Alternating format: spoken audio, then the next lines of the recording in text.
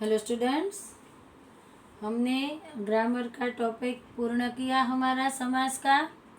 अब हम lesson number 5 जो आपको वर्कबुक में लिखना है, फिर से एक बार बता दूँ, आपको अपनी फेयर बुक में शब्दार्थ टिप्पणी मुहावरे लिखने हैं, बाद में एक दो वाक्य के प्रश्न भी लिखने हैं और बड़े क्वेश्चंस तो इसमें आ ही जाएंगे वर्कबुक में और व्याकरण। ठीक है। हर टाइम हमारे स्टूडेंट्स है ना जो अच्छे वाले 9th वाले, उसका एक ही क्वेश्चन रहता है, मैडम इसमें क्या लिखना है। तो अब मैंने शुरू कर दिया है कि मैं पहले ही मेरे विद्यार्थियों को बता दूंगी, लेसन स्टार्ट करने से पहले ही मैं बोल रही हूँ। ठीक है। पाँचवा है, जो 5वां लेसन है उसमें हमको क्या करना है, जब यह पाठ यहाँ से पूरा होगा तब आपको नेक्स्ट जो वीक बोले जाता है ना, नेक्स्ट वीक में आपको उसके शब्दार्थ और टिप्पणी लिखने हैं फेयर बुक में, मुहावरे लिखने हैं फेयर बुक वर्कबुक दोनों में, और स्वाध्याय के एक दो वाक्य के प्रश्न हैं वो आपको लिखने हैं। आशय स्पष्ट इस पाठ में है, इस लेसन में है, जो आपको बुक में भी लिखने हैं और वर्कबुक में भी लिखने हैं। जब जब मेरे विद्यार्थी भाई बहन, अब हम जब जब आगे बढ़ते जाएंगे तो ऐसे ऐसे हमारा लेसन भी बढ़ता जाएगा, लिखने का बढ़ता जाएगा। ठीक है। और टेक्स्ट बुक में जो सही वाक्य चुनकर पेज नंबर 90 पर है, वो सही वाक्य चुनकर वाक्य पूर्ण कीजिए। इस लेसन में आपको यह भी करना है। ठीक है। इसलिए लेसन स्टार्ट करने से पहले मैं आपको फिर से दोहरा दूँ एक बार।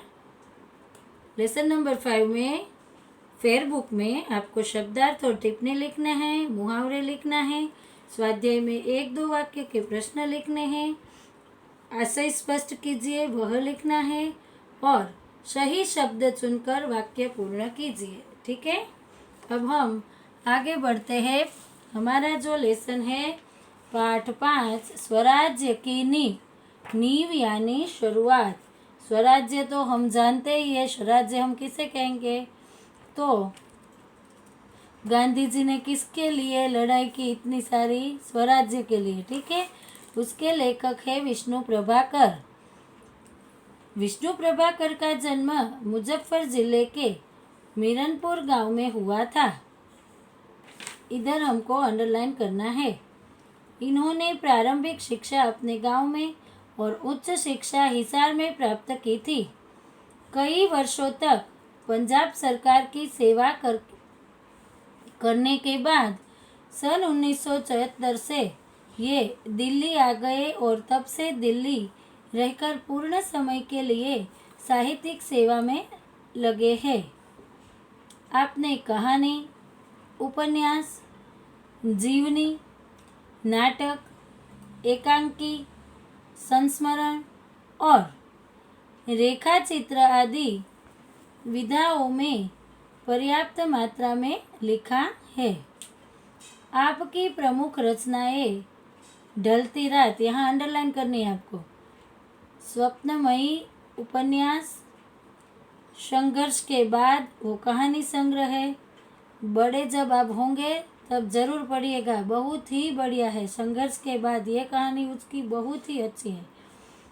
नवप्रभात, डॉक्टर जो नाटक है, डॉक्टर, प्रकाश और परछाइयाँ, 12 एकांकी, अशोक, एकांकी संग्रह, जाने अनजाने, संस्मरण और रेखा चित्र, आवारा मसीहा, शरद चंद्र की जीवनी आदि।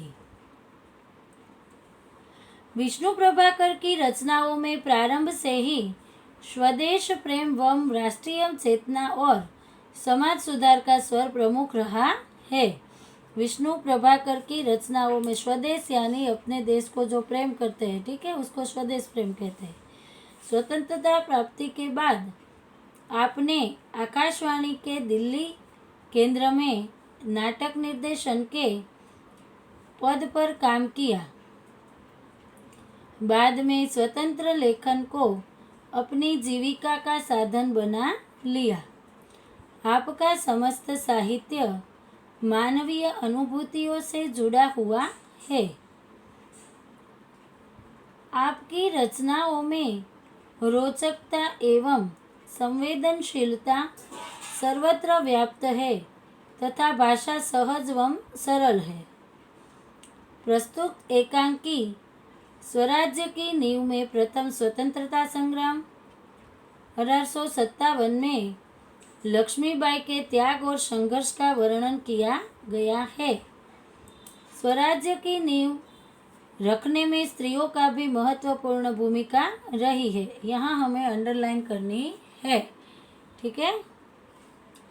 प्रस्तुत एकांकी पात्र स्वराज्य की नींव के पत्थर है, जिनके त्याग, तपस्या व बलिदान के द्वारा भले ही स्वराज्य प्राप्त नहीं हुआ, लेकिन वे स्वराज्य की नींव का पत्थर बनकर जनमानस में देश प्रेम व नव जागरण की भावना जगाने में अपनी सार्थकता समझते हैं।